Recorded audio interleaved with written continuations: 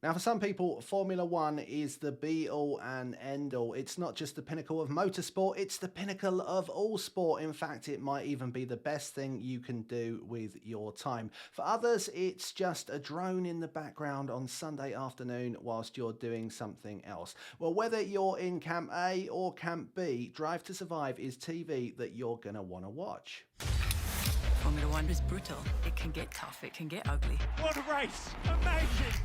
You can be the hero today, but forgotten tomorrow. Everybody's different, but the best ones can step up.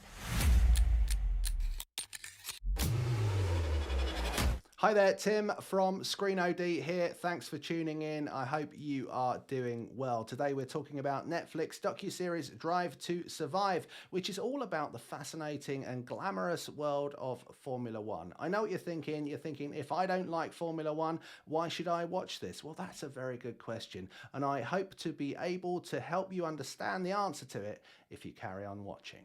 Okay, let's just get straight to the point. If you don't like Formula One, you'll probably still like this series for a couple of reasons. One, it's really compelling, and two, it has great characters and stories that go throughout it. Now, for the same reason that you can watch a documentary about true crime without being a fan of detectives or serial killers, or indeed having any sort of prior knowledge, you can go into this not knowing anything about the world of Formula One and come out of it having had a good time. Now, that said, if you like Formula One, this is something that you're going to really like.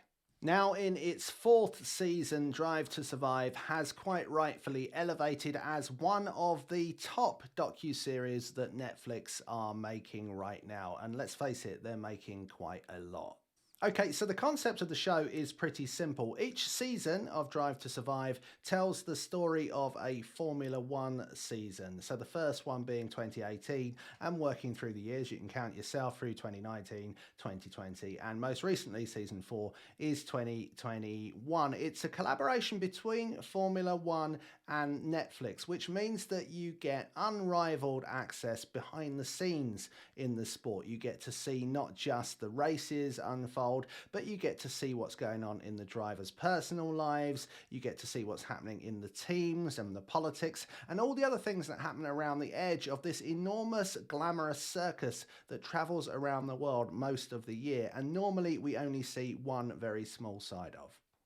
We're in this sport to win, and nobody's giving up.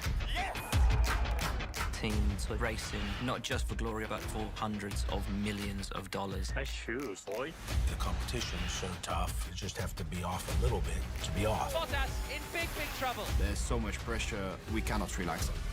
Now, the reason this really works for me is because you've got those two elements to the show. You've got the kind of racing element that drives it forward, if you'll excuse the pun. And, you know, this keeps the show going from show to show. It means that the series has a energy to it. And, you know, you do start to get drawn in, even if you're not a Formula One fan, into, you know, how is the race going to play out? How is the season going to play out? Are people going to get what they want from it? And then winning and losing is something that you can't help but be interested in. But the really interesting part for me, and I think for a lot of documentary fans, is the kind of behind the scenes stuff. It's about the people. It's about the drivers and their relationships with the teams and with the organization, but also their families. And, you know, what do they do when they're not driving their car? How do their lives play out? But also you've got the team principals and the people running these big organizations. And then you've got the people at the top of Formula One who are making the rules, who are trying to keep this whole huge thing going all the time. Those dynamics and that access behind the scenes to see what's going on is really fascinating and will keep you gripped.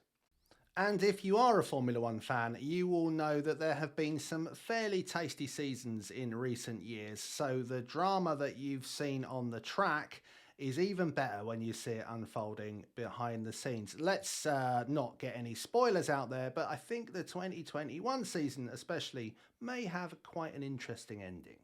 Now, let's be realistic. This is something that's got the involvement of Formula One, and therefore you're not going to see everything that goes on. There are going to be meetings that are happening that you're not privy to. There are going to be parts of the process that we don't see as a viewer. However, it does feel like it has an integrity to it as a piece of filmmaking, and it's a really compelling and interesting thing to watch.